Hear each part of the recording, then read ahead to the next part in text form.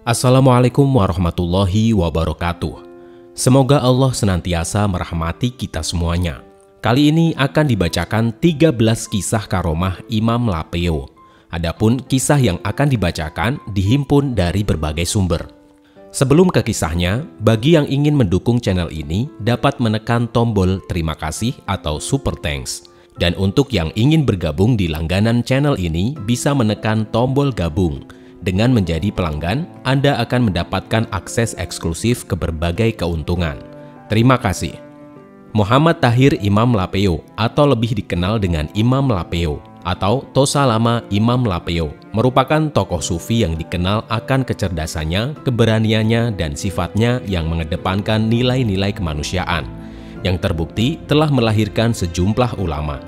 Muhammad Tahir diberi nama Imam Lapeo karena beliaulah yang mendirikan masjid di daerah Lapeo dan sekaligus menjadi imam pertama di masjid yang didirikannya itu.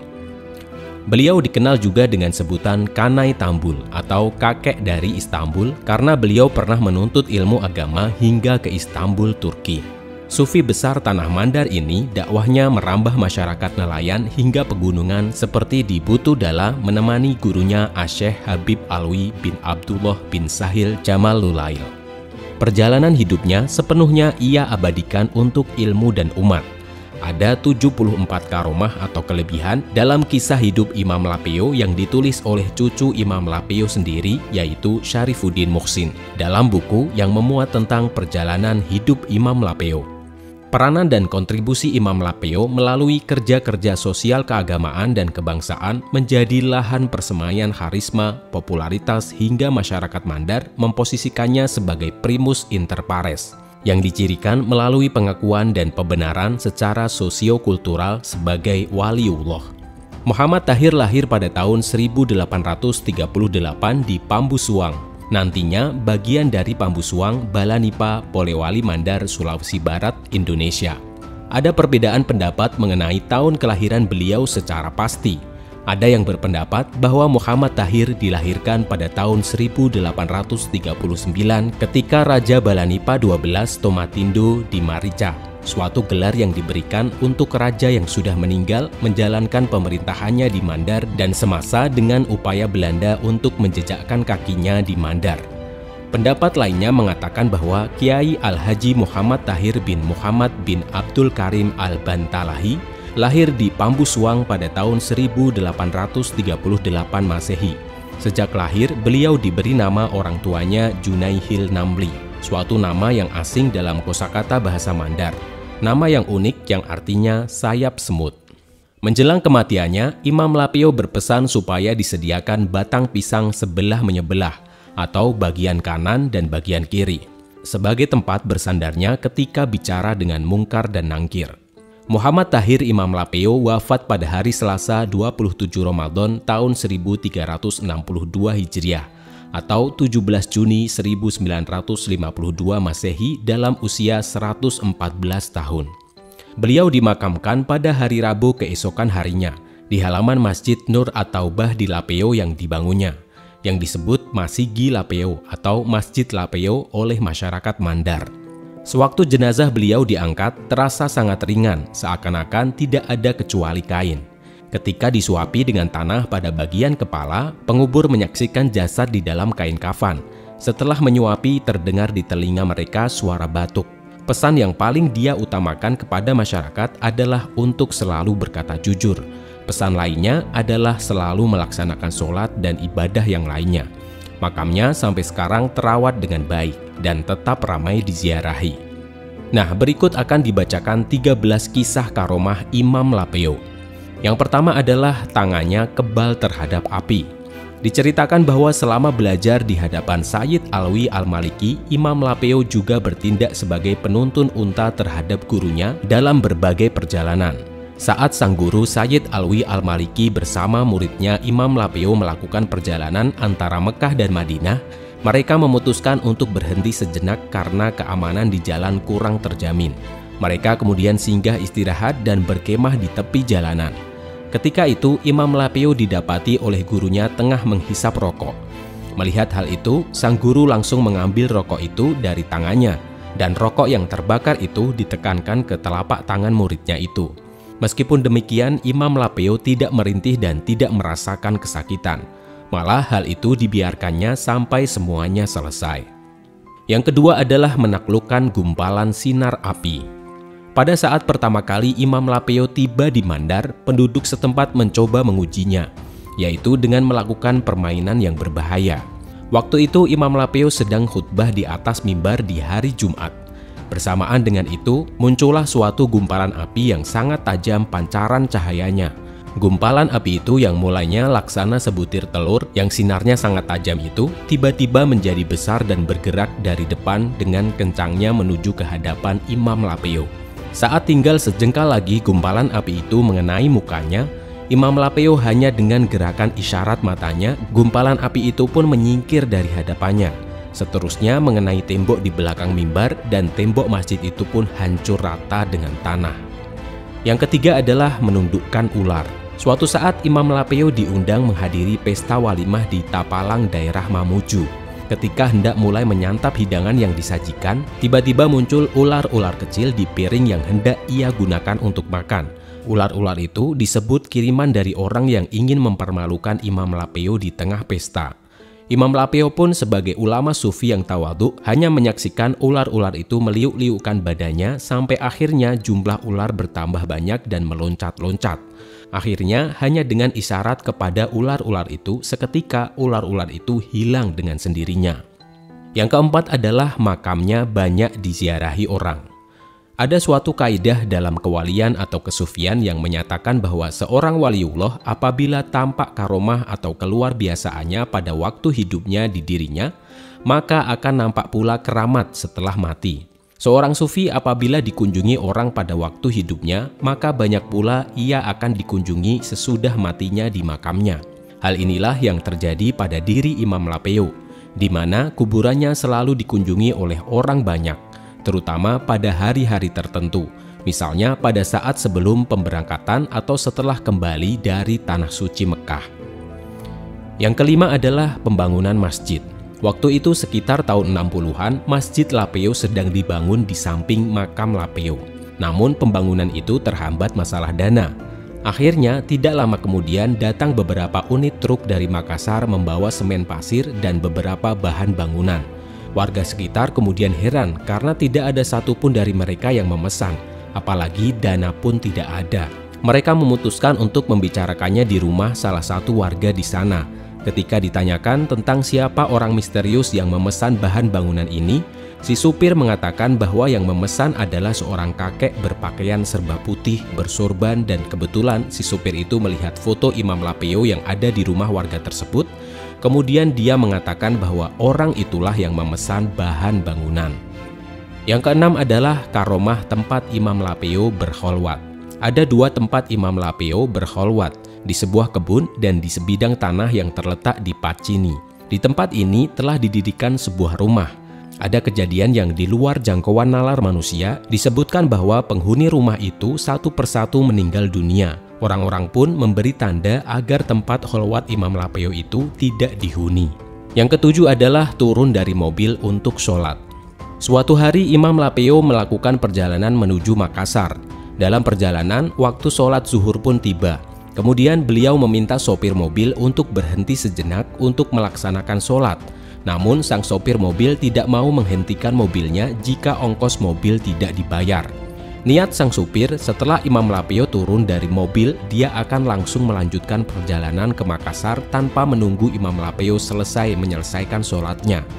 Mendengar permintaan supir itu, Imam Lapeo pun membayarnya kemudian turun bersama rombongan yang menyertainya untuk menunaikan sholat zuhur. Mobil kemudian melanjutkan perjalanan dengan meninggalkan Imam Lapeo. Setelah sholat, Imam Lapeo beserta rombongannya melanjutkan perjalanan mereka dengan berjalan kaki. Namun tak seberapa jauh perjalanan mereka tempuh, mereka menjumpai mobil yang ditumpanginya tadi itu dalam keadaan macet dan tidak mau hidup. Seorang penumpang dalam mobil itu pun berkata, "Ini teman kita yang singgah untuk sholat tadi." Anehnya, ketika Imam Lapeo kembali menaiki mobil itu, tidak lama kemudian mobil tersebut bisa hidup dan berjalan normal seperti semula. Yang kedelapan adalah gema teriakannya di telinga pencuri. Suatu hari ada seseorang memasuki kebun Imam Lapeo di Galung Lampu. Dia adalah seseorang yang hendak mencuri buah kelapa. Ketika dia akan memanjat, tiba-tiba terdengar teriakan Imam Lapeo, sedangkan beliau tidak ada di kebun. Mendengar teriakan Imam Lapeo, orang tersebut lari sekencang-kencangnya. Meski sudah berlari, suara teriakan Imam Lapeo masih terdengar. Tobibo, Tobibo, Tobibo. Mengalami peristiwa itu, orang yang hendak mencuri buah kelapa itu pun tidak bisa tidur, karena selalu terdengar suara teriakan itu, hingga dia memutuskan untuk mendatangi Imam Lapeo. Kemudian dia menjelaskan apa yang telah terjadi dan mohon dimaafkan atas segala kesalahannya itu. Kepada beliau pun orang itu juga meminta agar dia diobati. Permintaannya pun dikabulkan dan orang itu pun diobati hingga ia pun merasa tenang kembali. Yang kesembilan adalah pernah diberkati jadi profesor. Seorang profesor bercerita, dia berasal dari Sidenreng, 8 bersaudara dan merupakan anak bungsu. Ayahnya meninggal sewaktu dia masih kecil. Pada suatu hari, ibunya mendatangi seorang ulama bermaksud menanyakan ihwal tentang anak-anaknya kelak. Apakah ada bayangan kebaikan sebab peninggalan ayahnya hanya sebidang tanah yang tidak terlalu luas. Ulama itu pun menyarankan untuk mendatangi Imam Lapeo yang ada di Mandar. Katanya, ambillah sebagian kemampuanmu untuk dapat mendatanginya. Dia pun kemudian melakukan sebagaimana saran dari ulama tadi. Sewaktu bertemu Imam Lapeo pun kemudian memperhatikan ke-8 anak-anak itu, lalu menunjuk si anak bungsu dan berkata, "Ini nanti akan sukses, peliharalah dia dengan baik dan saya akan mendoakannya." Dan terbukti si bungsu yang ditunjuk itu sekarang menjadi dosen IAIN Alauddin Makassar. Yang ke-10 adalah mengembalikan peliharaan yang hilang. Namanya Kawu, seorang tua dari Kelurahan Tinambung. Dia menuturkan bahwa pernah suatu hari kuda peliharaannya hilang. Sudah 1 minggu lebih dia mencari kuda yang hilang itu dan juga belum ditemukan. Maka kemudian dia menemui Kiai Haji Muhammad Thohir Imam Lapeo untuk mohon didoakan agar kuda itu dapat ditemukannya. Kemudian atas permintaan orang itu, Imam Lapeo memejamkan mata lalu mengangkat tangannya sembari berdoa. Ia berkata kepada Kawu bahwa kuda yang dicari sekarang dalam perjalanan pulang ke kandangnya. Jawaban itu membuat si empunya kuda tercengang dan segera pamit pulang. Apa yang terjadi? Sesampainya di rumah, dia menemukan kudanya benar-benar sudah ada di kandangnya. Kuda itu datang sendiri, kata istri pemilik kuda itu.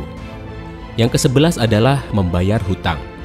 Peristiwa lainnya yang dituturkan bahwa suatu hari, Kiai Haji Muhammad Thohir Imam Lapeo ingin membayar hutang karena waktu yang disepakati telah sampai.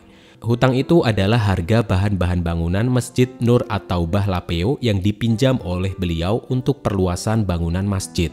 Tetapi sampai pada malam hari, Tosalama Imam Lapeo belum juga mempunyai uang. Sementara besoknya hutang itu harus dibayar.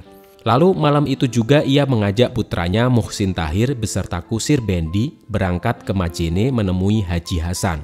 Dia adalah pedagang yang memberikan hutang kepada panitia pembangunan masjid dengan maksud untuk meminta perpanjangan waktu. Dalam perjalanan dari Lapeo menuju Majene, semua masjid yang mereka lewati, mereka singgahi untuk melaksanakan sholat sunnah. Antara lain Masjid-Masjid Karoma, Tangga-Tangga, dan Tinambung. Dari Tinambung beliau terus kemudian melanjutkan ke Limboro dan Lembang-Lembang. Di kedua masjid itu, ia melakukan sholat agak lama. Menjelang subuh hari, beliau dan putranya meneruskan perjalanan ke Majene. Dalam perjalanan antara Lembang-Lembang dan Tinambung, tiba-tiba ia ditahan oleh seorang yang sama sekali tidak ia kenal. Orang itu pun kemudian memberikan bungkusan sebagai oleh-oleh kepada Tosalama Imam Lapeo. Lalu ia memerintahkan kepada anaknya Muhsin Tahir untuk membersamai malam itu mengambil bungkusan tersebut. Perjalanan ke Majene dilanjutkan dan setelah sampai di rumah Haji Hasan di Majene, bungkusan tersebut pun kemudian dibuka. Dan apa isinya? Ternyata sejumlah uang yang pas, sejumlah yang dipakai membayar hutang kepada Haji Hasan. Kemudian yang ke-12 adalah menyembuhkan penyakit. Dituturkan pula bahwa Imam Lapeo pernah berjangkit suatu penyakit yang sangat ganas dan berbahaya. Penyakit itu tidak dapat disembuhkan dengan pengobatan tradisional maupun medis modern pada saat itu. Menurut informasi, saking ganasnya penyakit itu sehingga dalam suatu hari diperkirakan 3-5 orang meninggal akibat penyakit itu. Keadaan seperti ini sangat meresahkan dan menggelisahkan masyarakat. Rakyat mengadu kepada Tosalama Imam Lapeo dan Imam Lapeo pun mendengar semua pengaduan itu. Imam Lapeo sangat prihatin. Diperintahkannya menyiapkan sebuah tempayan berisi air minum. Setelah itu, Kiai Haji Muhammad Tahir Imam Lapeo memejamkan mata seraya mengangkat tangan berdoa kepada Allah. Kemudian diludahinya air tempayan itu 7 kali. Air yang telah diludahinya itu diminumkan kepada penderita yang terkena penyakit aneh tersebut. Berkat pertolongan Allah Subhanahu wa Ta'ala, mereka yang sempat meminum air obat Tosalama Imam Lapeo itu semuanya sembuh dan penyakit tersebut tidak mengganaskan lagi. Yang ke-13 adalah menolong orang yang tenggelam. Pernah suatu saat ketika Imam Lapeo tengah memberikan pengajian, tiba-tiba pengajian dihentikan beberapa saat. Imam Lapeo kemudian keluar dari teras lalu menatap ke angkasa raya seraya tangannya dilambai-lambaikannya. Setelah itu beliau masuk kembali melanjutkan dan memberikan pelajaran kepada murid-muridnya. Sebelum pengajian dilanjutkan kembali, salah seorang muridnya bertanya tentang apa yang barusan Imam Lapeo kerjakan. Beliau menjawab bahwa dia menolong sebuah perahu yang hampir tenggelam di tengah lautan karena serangan badai dan amukan ombak besar. Dan beberapa hari kemudian seorang tamu dari Bugis datang ke rumah Imam Lapeo mengucapkan terima kasih. Menurut pengakuannya bahwa perahunya hampir tenggelam beberapa hari lalu di sekitar pulau-pulau Pangkat Jene. Ketika badai tengah berkecamuk, tiba-tiba dilihatnya Imam Lapeo datang berdiri di bagian kepala perahu. Seketika itu, ombak kemudian menjadi tenang dan badai pun kemudian reda. Yang ke-14 adalah dalam keadaan lapar dan haus, makanan datang. Pada suatu hari, dengan ditemani beberapa muridnya, Imam Lapeo sedang menuju ke suatu kampung. Mereka berjalan kaki menyusuri pinggir kali menuju ke hulu. Menjelang sore hari, mereka berjalan terus. Mereka belum makan siang karena sejak berangkat tadi belum pernah melewati perkampungan penduduk. Di manakah mereka akan makan sementara lapar dan haus sudah terasa. Menyaksikan hal itu, Imam Lapeo kemudian mengatakan supaya mereka bersabar. Tak berapa lama kemudian, di tempat yang begitu sunyi dan sepi, tiba-tiba mereka melihat suatu rakit kecil sedang hanyut ke hilir. Di atas rakit itu tersedia berbagai jenis makanan seperti nasi, ketan, lauk bersama ayam panggang. Mereka mengambil makanan itu dan menikmatinya. Selanjutnya, Imam Lapeo bersama murid-muridnya melanjutkan perjalanan menuju ke kampung tujuan. Yang ke-15 adalah ditusuk tombak 7 kali. Pernah suatu ketika rombongan Habib Alwi beserta murid-muridnya dari Pasambuang datang ke kampung Lalikontuk untuk menyebarkan agama Islam sempat mendapat kendala dari warga setempat dengan menembaki rombongan dengan senapan. Melihat keadaan itu, Imam Lapeo pun kemudian pergi menghadapi mereka seraya berkata, "Kalian telah melakukan perbuatan yang sia-sia dan konyol serta pengecut. Menembaki Habib yang tak bersenjata itu bukan perbuatan laki-laki sejati.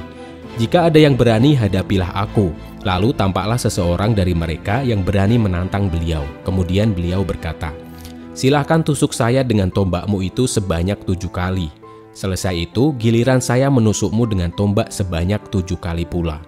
Ternyata orang itu pun tidak kuasa melukai karena bantuan Allah Subhanahu wa Ta'ala. Walau sudah berusaha sekuat tenaga hingga kemudian orang itu putus asa. Lalu tibalah giliran Imam Lapeo untuk menusuk sebanyak 7 kali pula. Beliau memegang tombak itu dengan gagah berani. Namun di dalam hatinya tiada terbetik kecuali kematian dan tiada lagi kehidupan apabila benar-benar beliau berkehendak menusuknya. Di saat beliau menatap orang itu, beliau menampakkan rasa kasih sayang dan menjatuhkan tombak itu dan memaafkannya. Dan dengan kekuasaan Allah, hati orang itu pun kemudian digerakkan bersama kelompoknya menyatakan tunduk, patuh dan menjadi pengikutnya. Nah, itulah beberapa karomah dari Imam Lapeo. Kalau kamu suka dengan channel ini, like dan subscribe untuk mendapatkan kisah-kisah menarik yang lainnya.